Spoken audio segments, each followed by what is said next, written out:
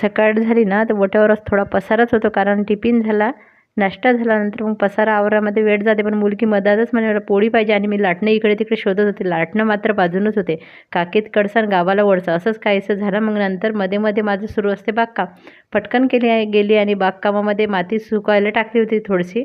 तेच थोडी सुकवायचं विचार करत होती आज झाडं लावण्यासाठी. आणि नंतर मुलीसाठी एक छोटीशी अशी एक पोळी करून दिली.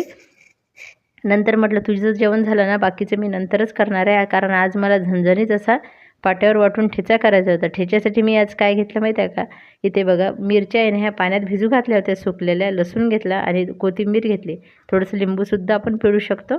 बघा या पद्धतीने थोडंसं मीठ टाकायचं आणि थोडंसं लिंबू पिळायचं, झणझणीत असं ठेचा छान तयार होईल.